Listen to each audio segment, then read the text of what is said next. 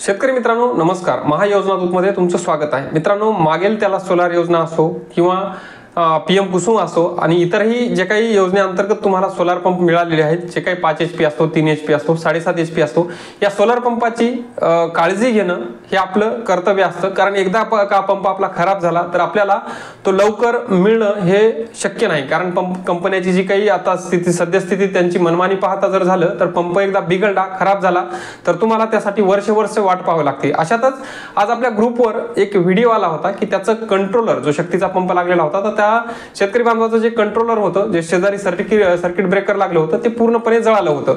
आता ते कशामुळे जळालं ते आपल्याला नाही सांगता येणार, कारण जळण्याचे जे आहे ते वेगवेगळे कारण असू शकतात। परंतु सोलार पॅनल किंवा कंट्रोलर या गोष्टीला आग लागण्याविषयी आपल्याला बऱ्याच बांधवांनी एकदा विचारलं सुद्धा होता की या संदर्भात आपण व्हिडिओ एक वेळेस बनवा, आणि मी पण विचार करत होतो यावेळेस एक व्हिडिओ बनवायचा म्हणून।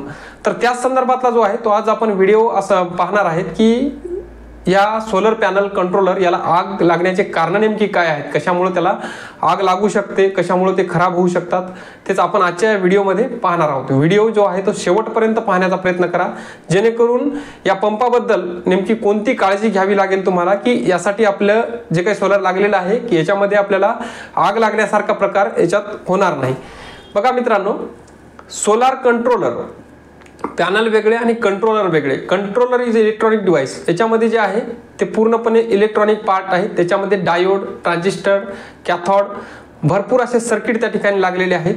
त्यामुळं हे सर्किट जे आहेत लागलेल्या आयसीज असतात त्या गरम होतात आणि तिथं आग लागण्याचे चान्सेस जास्त असतात। हे कशामुळे होतं, एक तर ओव्हर व्होल्टेजमुळे होतं, किंवा मोटर एखाद्या वेळेस जर जास्त करंट घेत असेल तर त्यामुळं इंटरनल डॅमेज हे पार्ट होऊ शकतात। परंतु जे काही समजा आउटडोअरचे आग लागण्याचे चान्सेस असतात, जसं की पॅनल आग लागणे, किंवा मग इतर आपले शॉर्ट सर्किट होऊन केबल जळणे, किंवा मग इतर जसं की आता शक्तीचं आपण बघितलं, त्याला एक साईडला सर्किट ब्रेकर आहे, त्या सर्किट ब्रेकरमध्ये म्हणजे त्यात एक MCB असते, त्या MCBला आग लागणे, असले प्रकार पण त्या ठिकाणी होत असतात।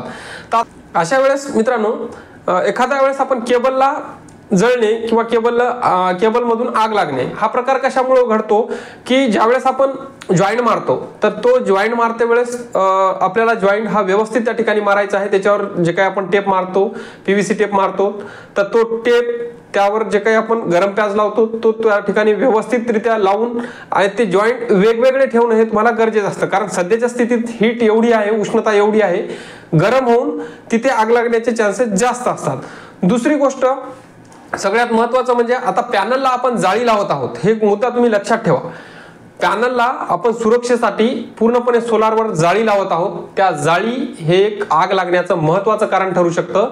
सोलारवर जर वरतून तुम्ही जाळी लावत असाल तर एकतर त्याचे आता एक सायंटिफिक उदाहरण आहे, ते नंतर मी कधीतरी तुम्हाला सांगेल, पण स्पष्ट एक वरवरचं तुम्हाला एक सांगतो की वरतून ज्यावेळेस तुम्ही जाळी लावता तर हे तुमच्या पॅनलसाठी धोकादायक आहे। तर वरतून तुम्ही अजिबात जाळी लावू नका, साईडनं तुम्ही कुंपण करा, सोलारच्या पूर्णपणे जिथपर्यंत नेता येईल तिथपर्यंत तुम्ही कुंपण करा, परंतु वरतून तुम्ही जाळी लावसाल तर हे तुमच्यासाठी धोकादायक आहे आणि तेही कधीही तुमच्या सोलर पॅनलला त्याच्यापासून धोका होऊ शकतो। त्यामुळे वरतून तुम्ही जाळी लावण्याचा प्रयत्न त्या ठिकाणी करू नका। भरपूर शेतकरी बांधव वरतून जाळी लावत आहेत त्याच्यामध्ये।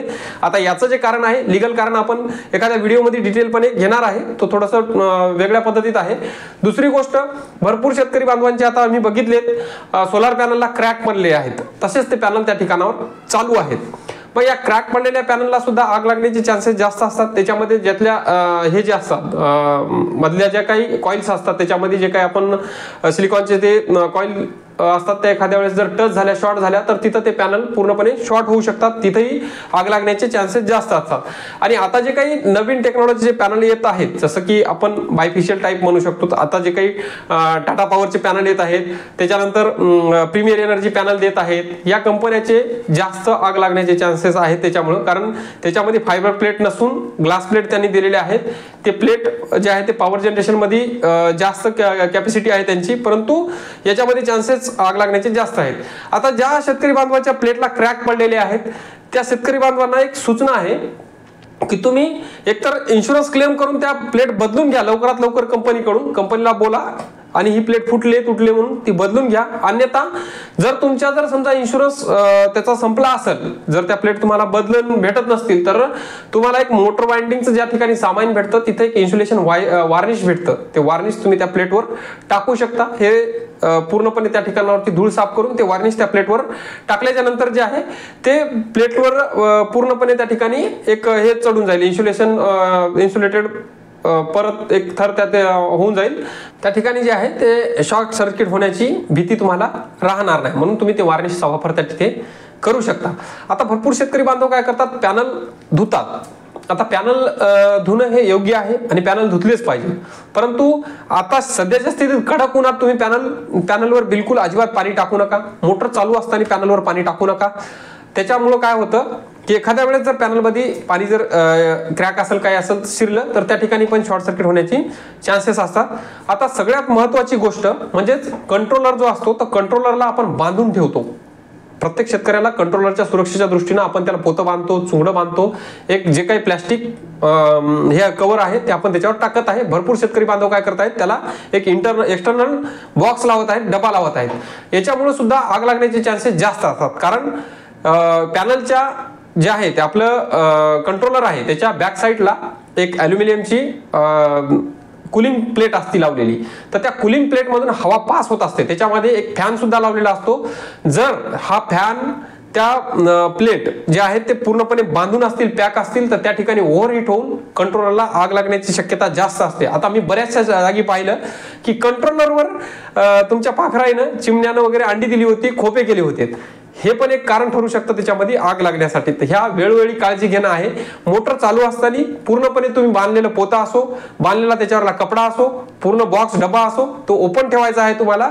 त्यामध्ये हवा खेळती राहिली पाहिजे. कारण आपण काय म्हणतो की आपलं जे जनरल कंट्रोलर आहे त्यापेक्षा हा कंट्रोलर खूप वेगळा आहे. याच्यामध्ये भरपूर असे ट्रान्झिस्टर, भरपूर डायोड, भरपूर कॅथोड, भरपूर आयसीज असतात. त्याच्यामुळे जे आहेत ह्या गरम होतात आणि गरम होऊन याच्यावर लोड आल्याच्या नंतर काय होतं, ओव्हरहीट होऊन हा शॉर्ट होऊ शकतात, जळू शकतात. त्यामुळे ही काळजी तुम्हाला घ्यावी लागणार आहे. तिथं कंट्रोलर अजिबात तुम्ही मोटर चालू असताना बांधून ठेवायचा नाही. कधीपर्यंत, उन्हाळ्यामध्ये. हिवाळ्यामध्ये तेवढा जास्त प्रॉब्लेम येत नाही. उन्हाळ्याच्या दिवसामध्ये हा जास्त प्रॉब्लेम येऊ शकतो. त्याच्यामध्ये ओव्हरहीटिंगमुळे तुमचं जे काय आहे तर तिथं नुकसान होण्याचे चान्सेस जास्त असतात. आता तुमचं झालं केबलचं. आपण एक्सटर्नल केबल लावत्या वेळेस खाली एखाद्या शेतकऱ्यानं काय होतं की जे आउटसाईडला म्हणजे आउटपुट जातं, मोटारीकडे जाणारा केबल आहे, कधी काळी कमी पडतो.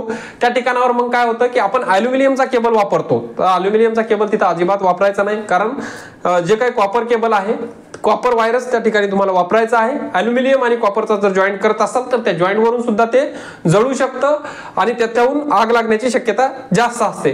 तिथे तुम्हाला जर ॲल्युमिनियमचा केबल जर वापरायचाच असेल तर मध्ये तुम्ही फ्यूज किंवा मग एखादं सर्किट वगैरे त्या ठिकाणी टाकू शकता, जेणेकरून दोन्ही साईडनं नटाच्या सहाय्यानं ते तुम्ही तिथं गज करू शकाल. पण शक्यतो तुम्ही ॲल्युमिनियम केबल त्या ठिकाणावर वापरूच नका. वापरलं तर ह्याला जास्त धोका होऊ शकतो. आता याच्यामध्ये हा जो करंट आहे, हा जो पॉवर आहे तो AC पॉवर पेक्षा जास्त डेंजर असतो, जास्त पॉवरफुल असतो.